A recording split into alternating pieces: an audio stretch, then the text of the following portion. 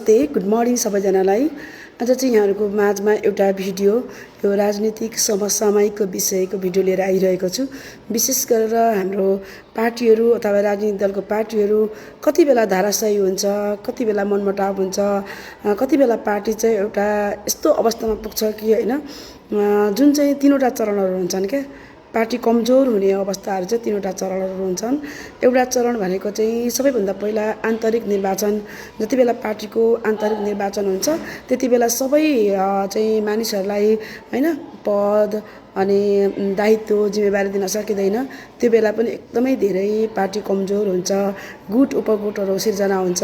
त्यो फेरि गुट उपगुटलाई चाहिँ फेरि लामो समयसम्म त्यसैलाई लगिराखिन्छ क्या। निर्वाचनको समयमा ठिक छ, एउटा प्यानललाई मन पराउनु, एउटा व्यक्तिलाई मन पराउनु, एउटा जिम्मेवारी व्यक्तिलाई मन पराउनु ठिक छ, तर त्यो कुरालाई चाहिँ फेरि पछिसम्म लगिराख्ने बानीले गर्दा पार्टी एकदमै कमजोर हुन्छ। अर्को कुरा चाहिँ मोर्चामा जाने बेलामा हैन, जति बेला निर्वाचन हुन्छ, जनप्रतिनिधिहरू छनौट गर्ने बेला हुन्छ, अब कति धेरै पार्टीमा चाहिँ क्यान्डिडेटहरू हुन्छन् हैन, पद सीमित हुन्छ। त्यो भएकोले गर्दाखेरि पनि अब सबैलाई प्राप्त हुँदैन, पदहरू पुग्दैन। त्यो बेला पनि जनप्रतिनिधिहरू बन्न नपाउँदा अथवा उम्मेदवार बन्न नपाउँदा पार्टी छोड्ने हैन, पार्टीको चाहिँ एकदमै गोपनीयताहरू भङ्ग गर्ने, सामाजिक सञ्जालहरूमा सोसल मिडियाहरूमा मान्छेहरूलाई आरोप प्रत्यारोप लाउने त्यस्तो खालको प्रविधिहरू बढिरहेको हुन्छ।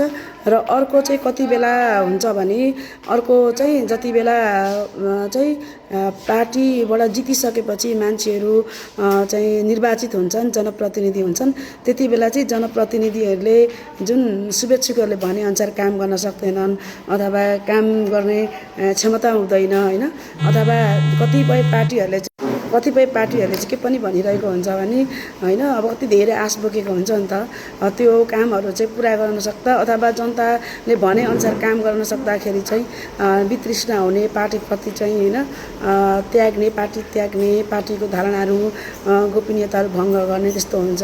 ती सबै कुराहरूलाई मध्यनजर गरेर एउटा पार्टीको एउटा चाहिँ खम्बाले अथवा क्यान्डिडेटले अथवा नेतृत्वले हैन चाहिँ एकदमै यसलाई गम्भीर रूपमा लिएर चाहिँ अगाडि बढ्नुपर्छ। यी सबै कुरा चाहिँ राप ताप चाप यी तीनटै कुराहरू चाहिँ सहन सक्ने शक्ति मात्रै पार्टीमा अब्बल नेतृत्व हुन्छ। त्यसैले यहाँहरूले कुनै पनि त्यो पार्टी परित्याग गर्ने अनि पार्टीमा आउने कुराहरूलाई चाहिँ गम्भीर रूपमा नलिकन पार्टीको सिद्धान्त, पार्टीको वैचारिक कुराहरूलाई हैन, नेतृत्वलाई, पार्टीको फेलोसिपहरूलाई चाहिँ अगाडि बढाउँदै जानुपर्छ र पार्टी त्यसरी नै दह्रो हुन्छ।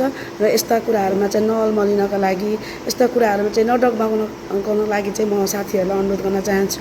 Thank you so much, by by.